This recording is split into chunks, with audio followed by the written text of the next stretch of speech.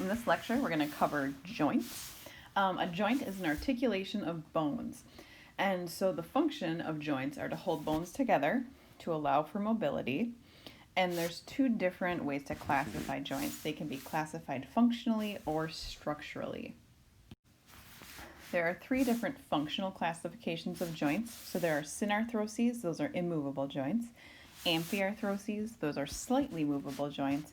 And then diarthroses are freely movable joints. And then if we want to classify joints structurally, there are fibrous joints, which are normally immovable, cartilaginous joints, which are immovable or slightly movable, and then synovial joints, which are freely movable. Fibrous joints are bones that are united by collagenic fibers. Typically, these are sutures, which are immobile, or syndesmoses, which allow more movement than sutures but are still immobile.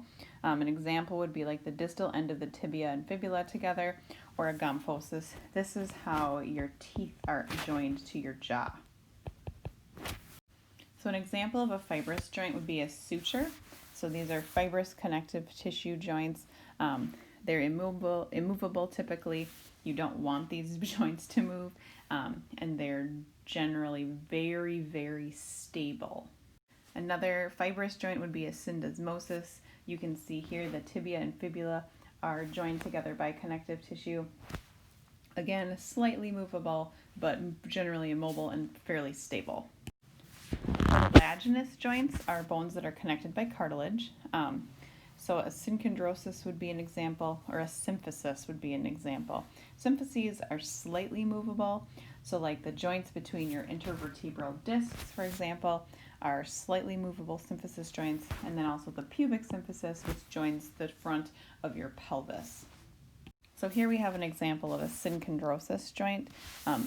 It's an example between one of your ribs and the manubrium of your sternum. And so it's not a movable joint, and the bones are fused by cartilage. A symphysis joint includes the discs in between your vertebrae. It also includes the pubic symphysis, which is located on the front of your pelvis. Here you can see the disc of cartilage that joins the two bones. When women are pregnant and are ready to give birth, that joint can actually soften and become a little bit more stretchy so that it's easier for the baby to fit through the birth canal. Synovial joints articulate bones and are separated by a joint cavity, so they're not held together by cartilage like some of the other joint types. The synovial fluid fills the joint cavity between the two bones so that there is some lubrication and no friction when the joint is in movement. So an example of a synovial joint would be your shoulder.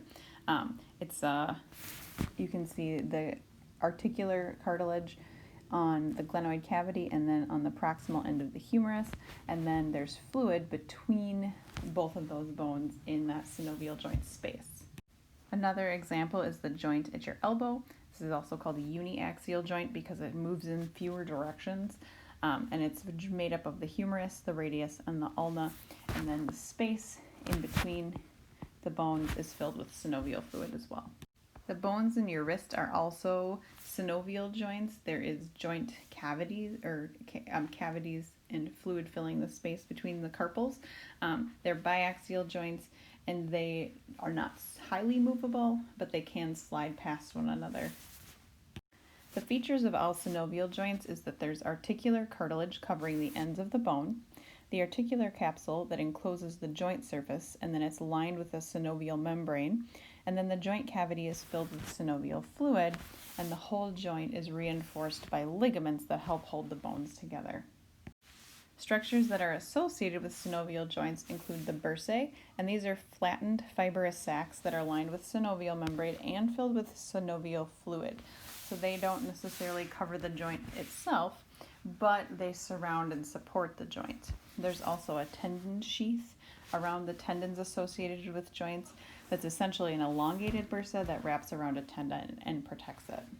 So this is a diagram that shows where the humerus articulates with the shoulder girdle, and you can see that there's a joint cavity here that contains synovial fluid between the humerus and the bones of the shoulder.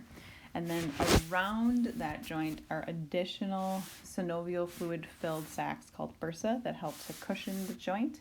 And there's also the tendon sheaths, which are specialized bursa that protect the tendons.